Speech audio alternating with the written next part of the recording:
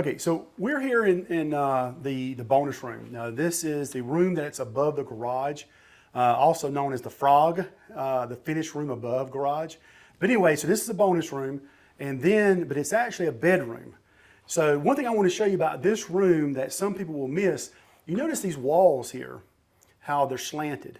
Now, the one thing about the ANSI standard, whenever you're measuring, is you got to look at measuring where is the 5-foot point. Okay, so we got the 5-foot point right here. So really this room is not from this wall to that wall. This room is actually from here, you get to measure out to there. Okay, so you're losing about a foot right here because of the slant of this wall. And that's the 5-foot rule according to the ANSI, or American Natural Standard Institute standards. So now the big thing changed that a lot of other people don't understand is that used to be we could actually count the wall here and go out 6 inches. Can't do that anymore according to the 2021 changes that happened on April 1st. So what we're doing is we're going to measure, even though this room here is actually would be 12.8, we got to come back up here to our 5-foot section, and that's going to take it down to make 2 foot less because of the slope of the wall. Now, another thing too is I want to show you unique about this room here. We've got a bathroom right here. Now, one thing too is you want to remember is whenever you count heated living area, all right, the room itself, 50% of the room has to be at least 7 feet tall. And you'll see I've got this angle over here, all right, that I don't here. This is pretty nice here. This over here has an angle to it.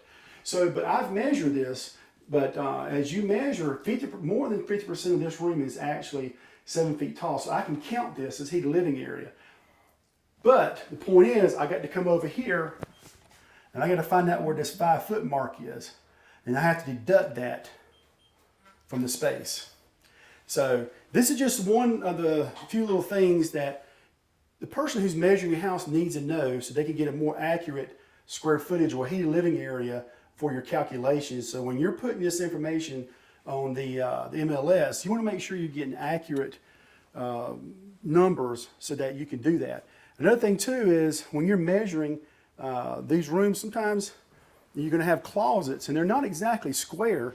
This room here, you know, it sets back. This closet sets back here. So you've got a section up here you got to pull out at the 5-foot, and then you got to calculate from here back. All right. So anyway, so bonus rooms can be tricky. And that's the thing, is having someone with experience. Also, garages are tricky.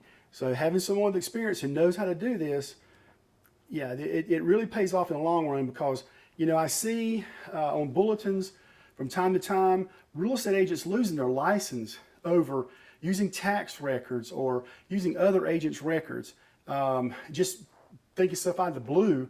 And it comes down to it, and the sellers and the buyers are angry at the agent. They report the incident to the real estate commission. Real estate commission finds out that the agent didn't do their due diligence. Guess what happens? They get reprimanded, they get their license suspended or revoked.